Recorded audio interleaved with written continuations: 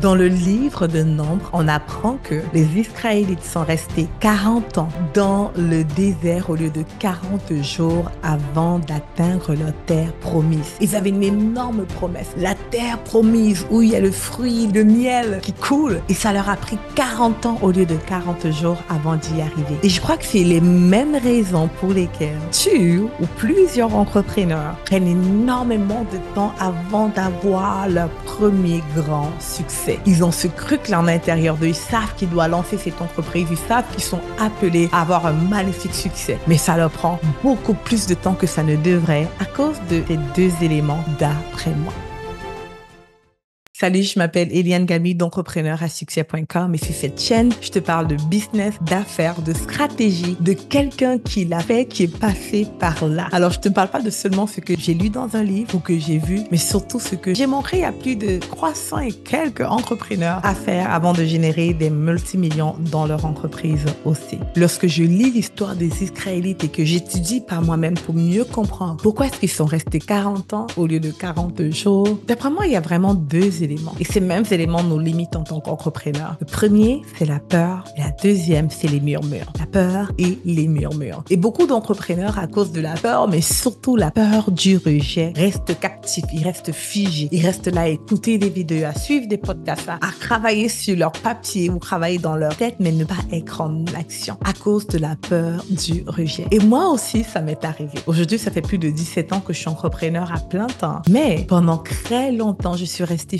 figée par la peur et je me cachais derrière mes grands projets. Mais à chaque fois qu'il fallait aller cogner à la porte de quelqu'un et offrir mes services, je le faisais pas. Je trouvais des raisons comme travailler sur mon site internet. Les autres raisons, c'était travailler sur mon offre ou travailler sur mon logo. Je trouvais toujours quelque chose qu'il fallait travailler en arrière-plan afin de ne pas aller en avant-plan pour proposer mes services. Et beaucoup d'entrepreneurs sont limités par ça parce qu'ils ont peur qu'on leur dise non. Ils ont peur du rejet. Ils savent que le non va venir. Ils savent que c'est normal que lorsqu'ils proposent leur service, il y a des noms, mais ils ont tellement peur du rejet qu'ils ne se mettent pas en avant. Je crois que tu ne sers personne en n'ayant pas de succès. Avoir une entreprise à succès te permet de recruter, te permet de nourrir d'autres familles, te permet de faire du bien aux gens autour de toi, te permet aussi d'être libre. Alors, il n'y a aucun bien, d'après moi, à avoir une entreprise qui n'a pas de succès. Mais pour avoir cette entreprise qui a du succès, il ne s'agit pas seulement des informations. Je sais que pour ceux qui sont chrétiens, vous avez peut-être déjà entendu la phrase dire « Mon peuple périt faute de connaissances ». Et moi, j'ai souvent tendance à dire, à l'ère actuelle, je crois que les gens périssent pas vraiment à faute de connaissances, mais surtout faute de courage. Parce qu'on sait souvent, ou on a entendu, on a l'information, mais n'est pas devant, on ne passe pas à l'action. Parce qu'on a peur. Parce qu'on est même figé par la peur. Et je trouve que très souvent, cette peur qu'on a est très surnoise. Ça veut dire qu'on ne réalise même pas qu'on a peur. En travaillant avec des clients, souvent, je les vois faire. Et je sais que c'est la peur qui les anime. C'est la peur qui fait en sorte qu'ils n'avancent pas. Ils se disent qu'ils doivent retravailler leur prix. C'est la peur, en fait. Et lorsque je leur dis, oh, je pense que tu es limité par la peur du régime, ils disent, non, non, non, moi, j'ai pas peur. Je suis quelqu'un de très audacieuse, de très courageuse, mais yet, ils ont des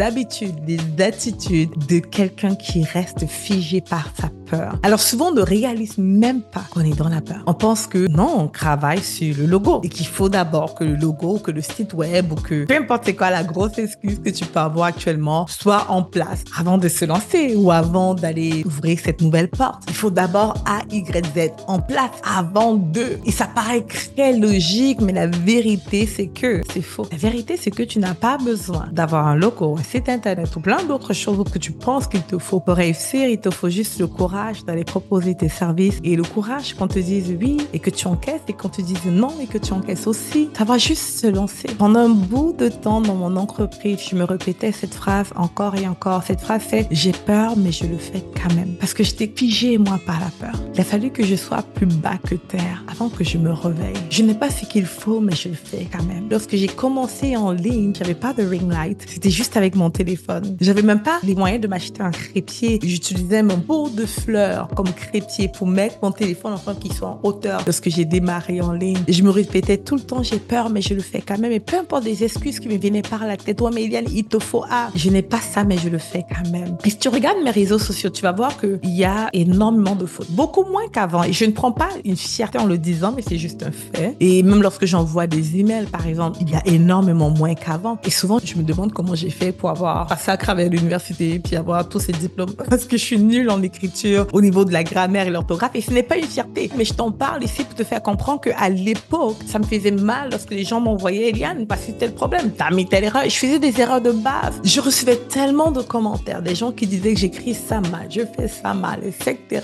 Puis je disais, je vois tout ça, j'entends tout ça, mais je le fais quand même malgré tout parce que j'étais dans une posture où sortir de ma situation était plus important que de rester dans ma situation avec mes peurs et mes limitations. Et vraiment, ce qu'il faut, d'après moi, pour amener ton entreprise à ce niveau de succès, c'est de accepter que le prix à payer est moins cher que le prix que tu payes déjà. Et souvent, on ne le réalise pas. Souvent, on pense que le prix qu'on paye déjà n'est pas si grand. J'ai réalisé que je payais déjà un grand prix. En fait, lorsque j'étais face à un truc que j'aime vraiment, et j'aime le chocolat blanc. Lorsque je suis stressée, il me faut du chocolat blanc. Lorsque je suis en face du chocolat blanc, je regarde le chocolat, je me dis, le prix à payer pour dire non à ce chocolat est moins important que le prix que je paye déjà. Le prix que je paye déjà lorsque je vais magasiner, que je me sens pas bien dans la peau. J'ai une piscine et que je peux pas nager là-dedans parce que je veux pas me mettre en maillot. Le prix que je paye déjà lorsque je me sens inconfortable, pas à ma place, pas dans ma peau, etc. Ce prix-là est plus cher. Mais très souvent, on oublie. Et à l'époque, très souvent, j'oubliais que je payais déjà un prix. Donc, et du coup, lorsqu'il fallait choisir, parce que j'étais stressée et que je voulais prendre mon chocolat blanc, je faisais juste le prendre, puis j'avais le chocolat parce que le prix de dire non au chocolat blanc paraissait beaucoup sur le tas. Mais il a fallu que je me connecte à quel est le prix, la souffrance dans laquelle je vis déjà. Et j'aimerais que tu fasses ça, la souffrance dans laquelle tu vis en n'ayant pas lancé cette entreprise ou en n'amenant pas cette entreprise où tu sais que ça devrait aller. Quel est le prix que tu payes déjà actuellement parce que tu vis dans ta peur ou que tu vis dans les restrictions et que tu ne te donnes pas à 100% pour aller où tu sais que tu devrais aller. Une fois que tu te connectes à ce prix que tu payes déjà, c'est très facile de payer le prix de l'audace, du courage, de la détermination. C'est très facile pour avoir ton succès. Alors, j'aimerais t'inviter à te dire, j'ai peur, mais je le fais quand même. Et oui, je suis confuse, mais je le fais quand même. Puis, je sais pas à quoi ça va ressembler. Les gens vont rejeter. Les gens vont pas être d'accord avec moi. Les gens vont pas apprécier, mais je le fais quand même. Les personnes vont trouver que mes prix sont trop chers, mais je les propose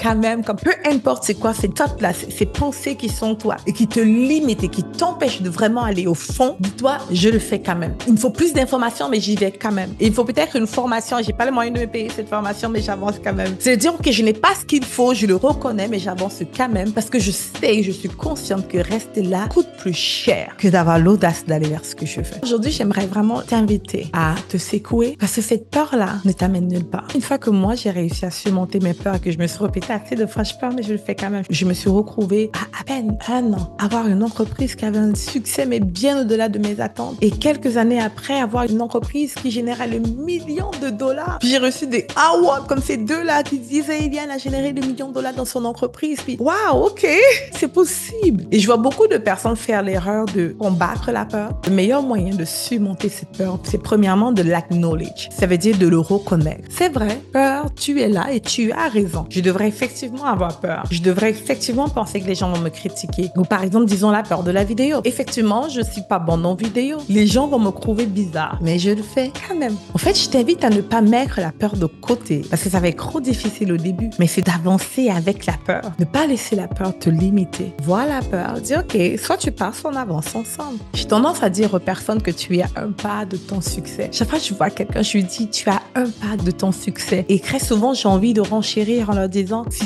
seulement tu fais ce pas. Maintenant, je ne sais pas lequel des pas que tu dois faire qui va t'amener à ton next level. Mais ce que je sais, c'est que si tu ne fais aucun pas, tu vas jamais découvrir lequel. Alors, il faut juste que tu fasses un pas, que tu mets un pied en avant, que tu fais cette chose que tu sais que tu dois faire. Fais juste le faire. Et à chaque fois, j'ai envie de dire aux personnes autour de nous que, hey, on sait tous qu'est-ce qu'il faut pour réussir. Le plus dur, c'est qu'on ne le fait pas. On sait tous qu'est-ce qu'il faut pour réussir. Ça me fait penser à un domaine, je parlais à quelques amis dernièrement. On parlait du mariage. Je trouve qu'il n'y a pas eu autant d'informations sur le mariage que maintenant. Il y a des vidéos qui parlent de comment réussir son mariage, comment se préparer au mariage. Mais je pense qu'il n'y a jamais eu autant de divorces que maintenant. Alors, l'information n'est pas tout à fait uniquement ce qu'il faut. Parce qu'il faut une décision interne d'abord, de matérialiser l'information. Et au final, on sait tous en fait. On sait tous comment bien faire les choses. Souvent, on choisit de ne pas le faire. Ce que je veux dire, c'est quoi? C'est que tu sais comment avoir ton entreprise, ton succès. Tu le sais. Au fond de toi, tu sais ce qu'il faut faire. Ce truc-là, fais-le.